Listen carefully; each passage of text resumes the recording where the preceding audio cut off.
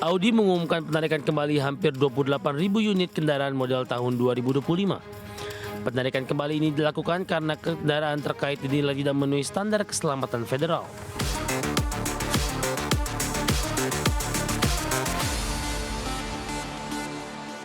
Pemirsa, Audi mengumumkan penarikan kembali hampir 28.000 unit kendaraan model tahun 2025. Recall ini dilakukan akibat potensi masalah pada sabuk pengaman belakang yang dinilai membahayakan keselamatan anak. Audi mengumumkan penarikan kembali hampir 28.000 unit kendaraan model tahun 2025. Penarikan kembali ini dilakukan karena kendaraan terkait dinilai tidak memenuhi standar keselamatan federal. Berdasarkan keterangan National Highway Traffic Safety Administration, recall ini mencakup model A5, S5, A6, A6 Sportback e-tron, S6 Sportback e-tron, Q6 e-tron, Q6 Sportback e-tron, SQ6 e-tron, dan SQ6 Sportback e-tron.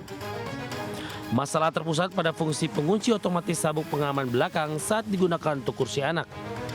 Regulator menyebutkannya mekanisme pengunci beresiko gagal bekerja sehingga sabuk dapat terentang melebihi batas meski sudah terkunci. Kondisi tersebut dapat menyebabkan kursi anak tidak terpasang dengan aman dan meningkatkan risiko cedera. Menurut laporan yang dilansir dari CarScopes, masalah ini berkaitan dengan komponen kaset pegas pada rakitan sabuk pengaman.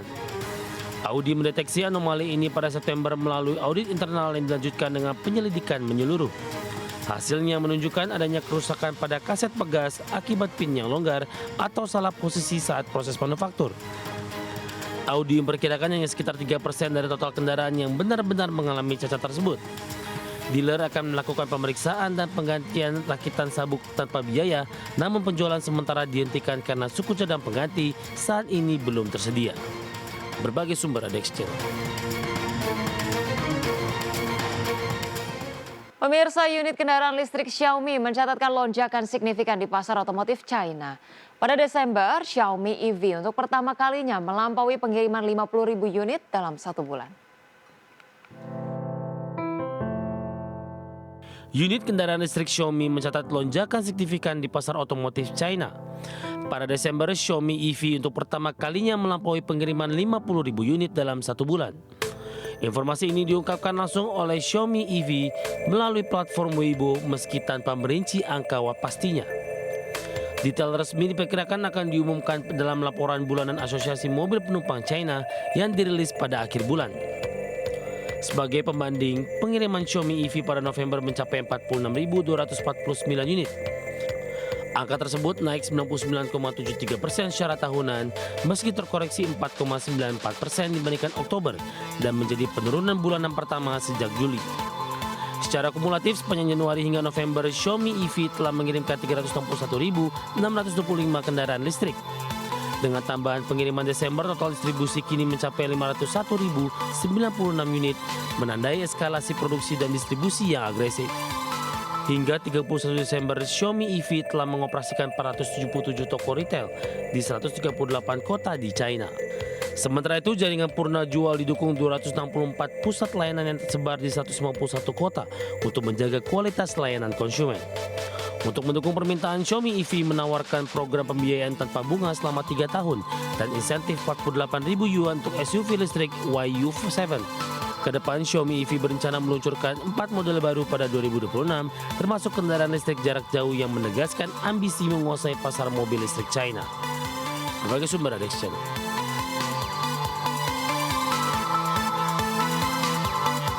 Pemirsa, terima kasih Anda masih bersama kami di Prime Market Highlights. Qualcomm dikabarkan akan menerapkan strategi dual chip pada lini prosesor flagship tahun 2026 dengan merilis Snapdragon 8 Elite Gen 6 dalam 2 varian, yaitu versi standar dan versi Pro.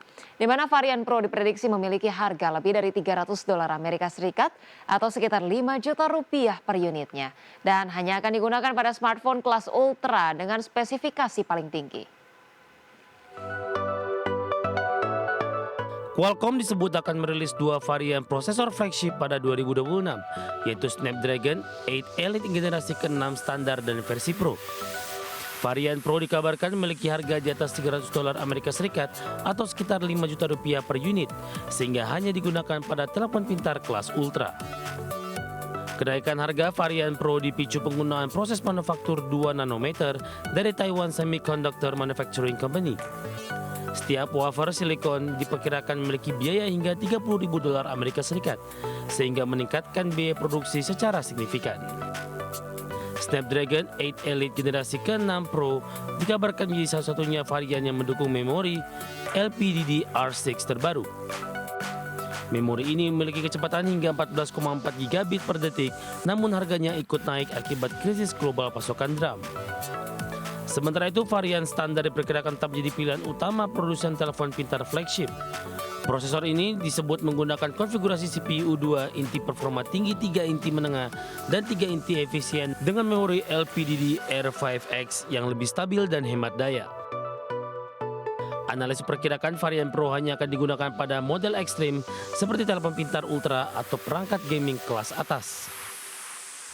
Strategi dua chip ini memungkinkan Qualcomm menjaga performa tinggi untuk pasar massal sekaligus menyediakan opsi super premium dengan teknologi paling mutakhir.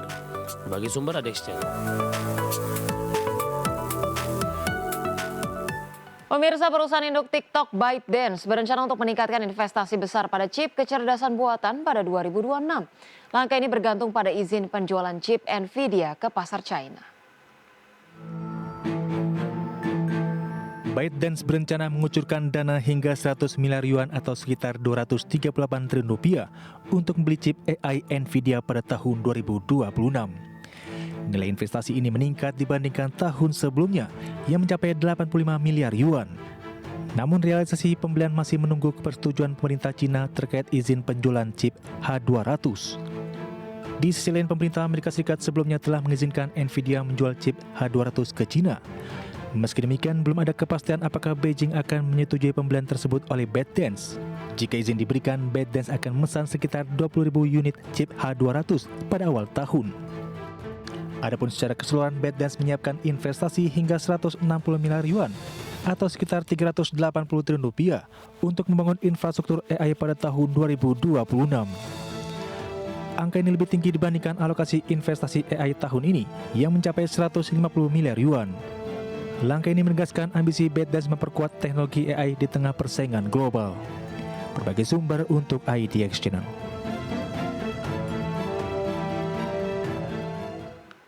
Pemirsa, raksasa teknologi Taiwan TSMC resmi memulai produksi massal chip semikonduktor 2 nanometer. Chip ini diklaim menjadi teknologi paling canggih yang pernah diproduksi industri semikonduktor global. TSMC mengumumkan teknologi chip 2 nanometer telah memasuki tahap produksi massal sejak kuartal keempat 2025 sesuai rencana. Perusahaan menyebut chip ini sebagai yang paling maju di industri, baik dari sisi kepadatan transistor maupun efisiensi energi. Produksi dilakukan di fasilitas FAB22 TSMC yang berlokasi di Kaohsiung, Taiwan Selatan. Sebagai produsen kontrak chip terbesar dunia, TSMC memasok semikonduktor untuk berbagai produk, mulai dari ponsel pintar hingga sistem pertahanan. Pelanggan utamanya mencakup raksasa teknologi global seperti Nvidia dan Apple. Hampir seluruh chip tercanggih yang menopang pengembangan kecerdasan buatan dunia saat ini diproduksi di Taiwan. Adapun permintaan chip canggih terus melonjak seiring maraknya investasi AI menjadikan TSMC salah satu pihak paling diuntungkan. Belanja global terkait AI diperkirakan mencapai 1,5 triliun US dollar pada 2025 dan menembus 2 triliun US dollar pada 2026. Tren ini memperkuat posisi TSMC sebagai tulang punggung industri semikonduktor global. Berbagai sumber, IDX Channel.